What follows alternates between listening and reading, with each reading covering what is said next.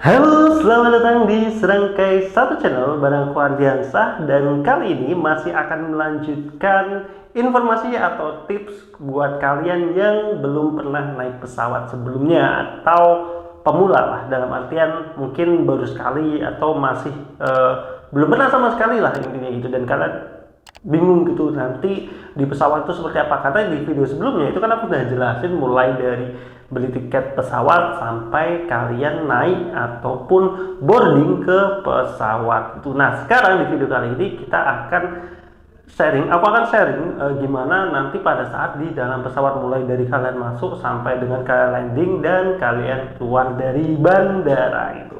Oke, langsung aja, ini adalah serangkai informasi.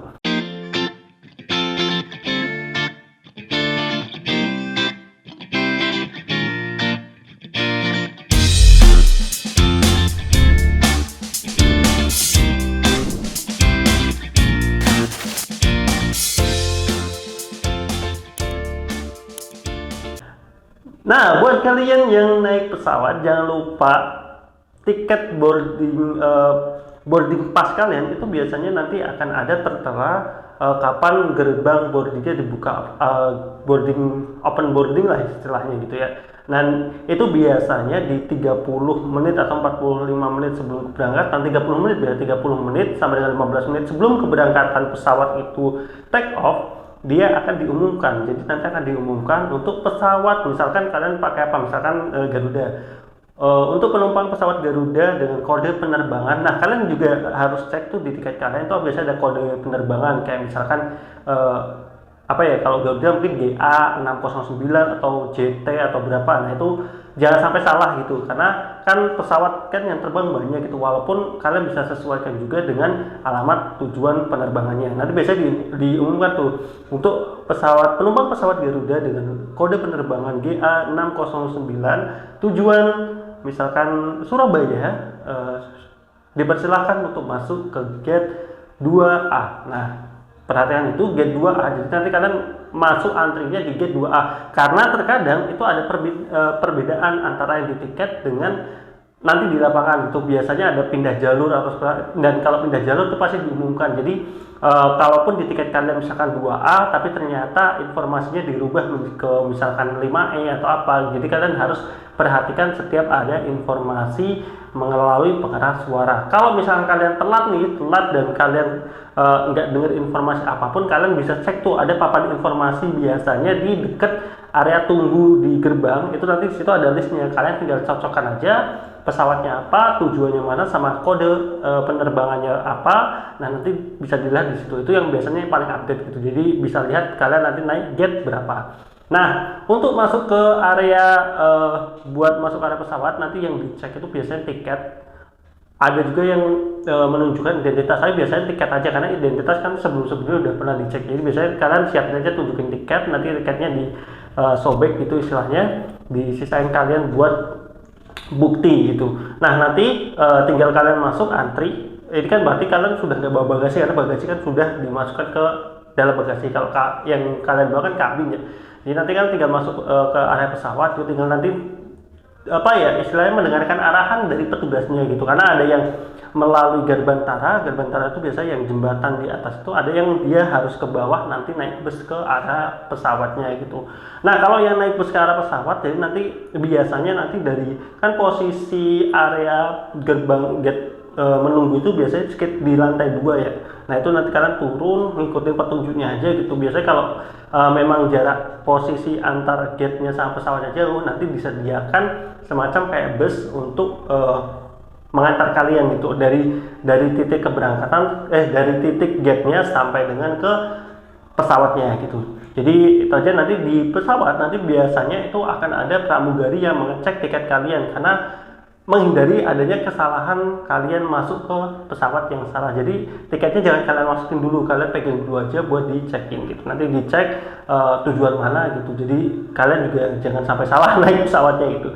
Nah nanti kalau sudah di dalam pesawat, kalian tinggal cari duduk sesuai dengan tiket kalian, nomor tiket kalian. Jadi ini aku ingetin, ini mirip-mirip kayak naik kereta. Itu kalian harus duduk sesuai dengan nomor kalian, atau bioskop atau apapun harus sesuai dengan nomor tempat duduk kalian gitu. Karena rata-rata biasanya kalau penerbangan itu penuh ya, jadi maksudnya tiap kursi itu sudah ada hanya masing-masing gitu. Jadi kalau misalkan kalian salah tempat duduk itu nanti akan ada orang lain yang mungkin duduk di situ dan ya akan manggil pramugari gitu untuk kalian bisa disesuaikan dengan tiketnya dan dipindahkan. Jadi kalau yang pesawat satu lorong, jadi kan kalau yang pesawat biasa kan satu lorong ya, satu lorong kemudian kanan kiri. Nah ini kayak kayak kereta lah, kanan 3 kiri 3. Nah kalau yang dua lorong itu biasanya sisi pojok itu 2, terus tengah itu 5 apa 6, terus pojoknya lagi nanti 2 gitu. Aku pernah yang dua lorong sekali kalau nggak salah naik pesawat yang dua lorong. Rata-rata naiknya yang satu lorong sih. Kita ngobrolnya satu lorong aja ya. Yang satu lorong kalian untuk pengecekan nomornya cek di bagian atas tempat duduk. Ini atas tempat duduk kan dia ada tempat kabin. Nah di situ ada nomornya. Kalau satu lorong kalian bisa urutin. Jadi urutannya ada A, B, C, lorong D, E, F. Jadi misalkan kursi kalian adalah 15A, berarti A itu yang paling ujung. Ujung itu artinya di dekat jendela gitu. Jadi biasanya orang yang baru pertama naik pesawat itu pengen banget duduk di sisi jendela gitu karena pengen lihat pemandangan di langit gitu, pengen lihat awan atau pengen foto-foto di dalam pesawat seperti itu. Tapi kalian harus perhatikan kalau tiket kalian bukan A, misalkan tiket kalian ada B atau C, B itu kan di tengah, kalau C itu di dekat lorong.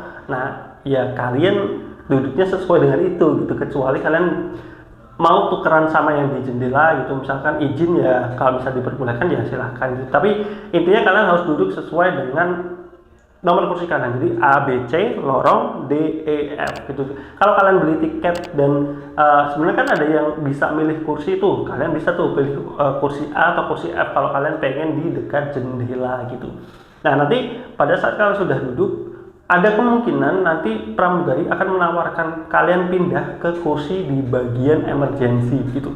Nah kursi bagian emergency itu posisinya ada di tengah-tengah dan itu samping, jadi kursi, misalnya kalian duduk di kursi emergency nih, kiri kalian atau kanan kalian itu akan ada pintu darurat yang ke area sayap gitu. Nah di situ tuh sebenarnya kalau untuk beberapa orang lebih enak karena posisi kakinya itu lebih jarak dengan kursi depannya itu lebih jauh gitu, jadi nggak lebih sempit daripada kursi lainnya gitu. Tapi di situ nanti akan ada instruksi lanjutan gitu, ketika ada darurat dan lain-lain ya kalian yang bertanggung jawab untuk membuka pintu darurat itu gitu. Makanya nanti kalau misalkan kalian dipindahkan ke arah sana, kalian dengerin ada instruksi untuk tata cara membuka pintu darurat segala macam, tapi jangan kalian coba, jangan dibuka. Jadi itu hanya instruksi, jangan kalian coba kecuali memang dalam kondisi darurat. Karena pernah ada kan kasus yang dipindahkan ke sana dikasih instruksi, dia malah coba tarik untuk ngebuka. Nah itu nggak boleh karena nanti penerbangannya pasti akan dibatalkan gitu. Dan itu kan karena untuk menutupnya lagi itu kan harus dilakukan benar-benar pengecekan, jangan sampai ada kesalahan-kesalahan yang mengakibatkan adanya tragedi ataupun kecelakaan gitu. Jadi dan kalian punya hak kok untuk menolak, misalkan kalian dipindahkan ke arah sana, nanti kan pasti akan ditanyain sama pramugarinya berkenan tidak untuk pindah ke arah sana gitu. Dan untuk kursi di dekat pintu darurat itu pasti diarahkan untuk laki-laki gitu. Jadi kan misalkan kalian perempuan, kalian dapat di kursi itu biasanya nanti akan disarankan untuk berpindah posisi gitu. Jadi itu nanti kalau kalian duduk pada saat kalian dalam pesawat, nanti akan ada banyak sekali instruksi dari pramugari ataupun dari pilot gitu. Yang pertama adalah kalian akan disuruh untuk mematikan telepon seluler atau barang-barang yang memakai jaringan gitu. Jadi kayak HP ataupun alat-alat lainnya gitu, tablet segala macam itu harus kalian matikan ataupun pakai mode pesawat.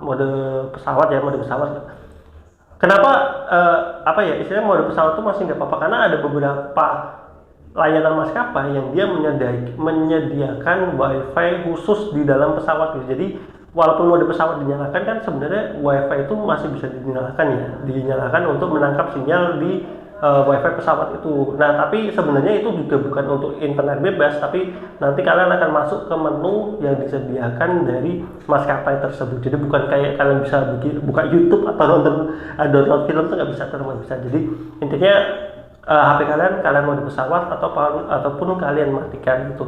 Kemudian nanti akan ada apa lagi, kayak misalkan nanti akan ada praktik dari pramugarinya mempraktikkan tata cara keselamatan, kayak gimana memakai pelampung pada saat darurat, cara memakai pelampung, kemudian nanti kalau misalkan masker oksigennya lepas seperti apa, itu nanti akan diinformasikan semuanya gitu. Dan ini kurasa di YouTube banyak lah video seperti ini gitu. Jadi kalian bisa cek aja kayak gitu ya.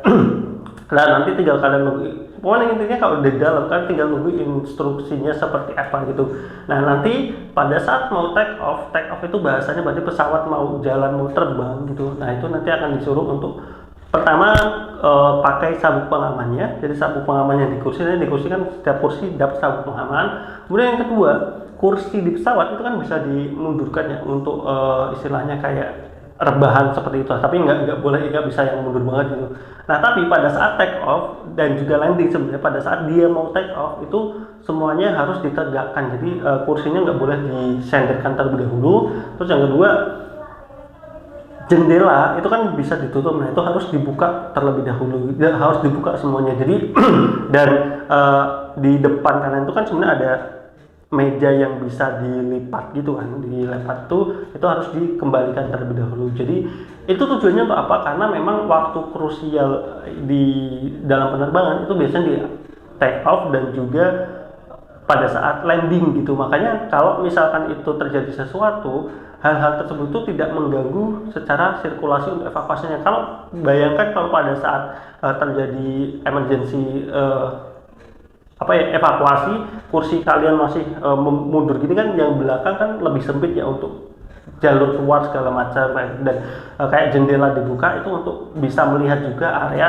di luar pesawat. Jadi itu nanti pada saat take off nanti akan diinformasikan dan akan dilakukan pengecekan dari pramugari gitu, dan istilahnya sandarannya ditegakkan, kursinya ditegakkan, kemudian kencangkan sabuk pengaman sama lipatan kursinya dilipat lagi gitu. Jadi itu nanti pada saat pesawat. Jadi pada saat take off dan juga landing itu pada saat turun itu kalian tidak diizinkan untuk ke area toilet. Nanti kalian diizinkan ke area toilet itu setelah pesawat itu di atas dan akan ada informasi dari pilot ataupun pramugari kalau kalian sudah bisa menggunakan toilet.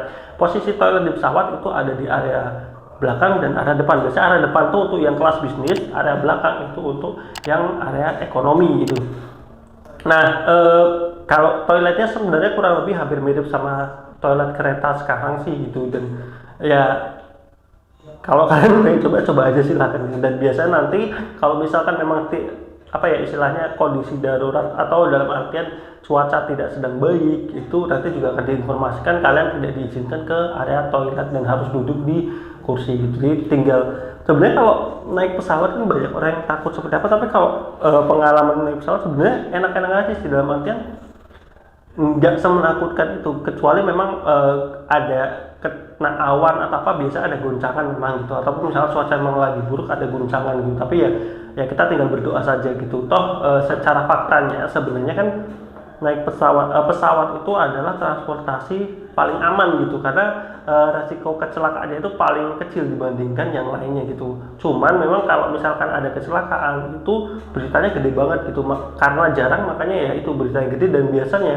itu kalau ada kecelakaan pesawat tuh ya kalau yang aku lihat di berita rata-rata memang banyak yang tidak terselamatkan, kurang lebih seperti itu. Tapi sejauh ini sih ya kita bisa lihat lah, kayak dalam 1 tahun aja belum tentu ada kecelakaan pesawat kan. Jadi itu masih aman banget itu untuk penerbangan di Indonesia sendiri kayak gitu. Nah, nanti pada saat misalkan sudah mau landing nih, di atas pesawat kan tidak boleh mengaktifkan jaringan atau apapun itu. Sebaiknya kita ikuti aja perintah dari penerbangannya atau dari maskapainya atau dari pramugari yang mengarahkan. Nanti pada saat landing nanti akan diinformasikan lagi, kalian harus duduk, sandarannya ditegakkan, kemudian kencangkan sabuk pengaman dan lain-lain. Nanti landing, pada saat nanti sudah landing, kalian nunggu dulu instruksi buat turun pesawat gitu. Jadi biasanya nanti kalau sudah landing kan sampai bandara, sebenarnya itu memang masih belum boleh diizinkan ya buat nyalain HP gitu. Tapi memang rata-rata kebanyakan orang kalau sudah landing itu udah pada mulai ngaktifin HP ataupun jaringannya gitu. Tapi sebaiknya ya kita ngikutin sesuai arahannya untuk tidak mengaktifkan jaringan pada saat landing. Baru bisa mengaktifkan itu kalau kalian sudah sampai ke stasiun ke bandaranya, itu area tunggu ataupun area bagasi dan lain-lain kayak gitu. Jadi nanti setelah landing kalian tunggu instruksi dari petugasnya, karena biasanya nanti kan yang dibuka itu pintu cuma di bagian depan gitu. Jarang yang buka pintu depan belakang, bisa depan doang yang dibuka. Nanti pada saat pintu di depan, nanti kan akan diinstruksikan kalau yang di bagian depan kelas bisnis buat keluar duluan, nanti diikuti yang lain. Jadi kalau kalian itu duduknya agak belakang, mending nunggu aja dulu gitu, maksudnya nunggu, nggak usah keluar dulu gitu, karena nanti kan akan sempit ya di bagian lorong itu, karena akan ada orang yang ngambil kabin, barang bawaannya di atas itu kan pasti pada antre gitu. Jadi tunggu aja waktunya, kalau memang sudah waktunya sudah sepi, kosong, kalian keluar gitu. Toh pada akhirnya kalau kalian ada bagasi itu nanti juga akan nunggu lagi kok. Nah, jadi nanti setelah turun pesawat, nanti kan kalian harus ke area bagasi kalau yang memang kalian ada bagasi ya. Kalau nggak ada bagasi, kalian bisa langsung ke area keluar mengikuti jalurnya itu. Jadi setelah keluar itu nanti ada beberapa jalur. Kalau pesawat kalian transit itu maksudnya misalkan kalian pesawatnya dari Jakarta tujuannya ke Surabaya, tapi ternyata turun dulu ke Jogja, nanti dari Jogja dilanjut lagi ke Surabaya, itu sebenarnya transit ya. Jadi kalau transit nanti ada jalurnya sendiri. Kalian ngikutin aja jalur transitnya, nanti kalian bakal diarahkan untuk ke area tunggu lagi, untuk area tunggu transit gitu untuk pesawat selanjutnya. Tapi kalau misalkan kalian punya bagasi, nanti kalian langsung ke area bagasi, pengambilan bagasi, ke area pengambilan bagasi, nanti tinggal tunggu saja. Ini kan area pengambilan bagasi itu ada banyak conveyor tuh apa sih, kayak papan berjalan gitu kan, area conveyor. Kalian tinggal tunggu di bagian sesuai dengan kode pesawat ataupun penerbangannya. Nanti ada kok layarnya tertulis tujuh dari mana gitu, nanti kalian tunggu di situ aja sampai bagasi kalian diturunin, dan nanti kalian tinggal ambil bagasi kalian kayak gitu. Nanti setelah ambil bagasi ya udah, kalian tinggal ke area luar, area penjemputan, atau bisa penjemputan, bisa kalian sewa taksi, sewa Grab atau apapun kayak gitu. Jadi mungkin itu aja ya informasi buat kalian yang belum pernah naik pesawat gitu dan masih bingung gitu nanti di bandara itu seperti apa gitu, dan mungkin ada beberapa istilah yang kalian kurang pahami, nanti bisa tulis di kolom komentar, nanti aku jelasin lagi. Atau misalkan tadi ya, yang paling utama sih kalian harus tahu aturan-aturan dalam penerbangan. Jadi kalian searching aja apa yang nggak boleh dibawa di kabin, apa yang nggak boleh dibawa di bagasi, biar nggak nanti kalian repot gitu. Karena kalau sudah bawa koper itu kan nanti biasanya di wrapping ya, biar aman, ataupun misalnya kopernya rusak atau pecah itu kan nanti kalian akan diharuskan untuk nge-wrapping koper kalian. Wrapping itu kayak dilapisin plastik, itu ada di tiap bandara. Jasa itu harganya 50.000 sampai 100.000 gitu per koper atau per apa gitu. Aku antara 50 sampai 100.000 gitu. Jadi itu kan kalau misal udah di wrapping terus pas dicek ternyata ada barang yang nggak sesuai harus dikeluarkan kan, karena wrappingnya harus dibuka, dikeluarin, nanti harus wrapping ulang, bayar ulang lagi. Jadi makanya sebaiknya kalian sebelum istilahnya nge-packing barang, kalian tahu dulu aturannya seperti apa dan patuhi aturan tersebut gitu. Itu aja mungkin dari aku. Kalau untuk estimasi sampai, jadi kalau misalkan mau dijemput nih, misalkan kalian landingnya itu di sesuai tiket pesawat katakanlah jam 5 sore gitu, biasanya nanti sampai ke kalian ngurus semua bagasi dan lain-lain itu kurang lebih setengah jam dari jam landing itu. Jadi kalau misalnya mau dijemputnya ngepres atau tepat waktu gitu, jadi kalau misalnya kalian landingnya jam 5, bisa setengah 6 pencing yang jemput itu di bandara kayak gitu. Tapi ya jam 5 juga nggak apa-apa, cuman biasanya dari jarak antara landing sampai dengan kalian selesai ngurusin semua bagasi ataupun jalan dan lain-lain itu biasanya kurang lebih sekitar setengah jam gitu. Jadi mungkin saja sedikit informasi buat kalian yang masih pemula atau belum pernah naik pesawat, dan saya doakan ada kesempatan buat kalian bisa naik pesawat itu mungkin liburan ke Bali ataupun ke luar negeri pakai moda transportasi pesawat. Itu saja dari aku di Straka Informasi. Jangan lupa like, komen, dan juga subscribe di Straka Channel. Sampai ketemu di video berikutnya bareng aku Adianta. Bye bye.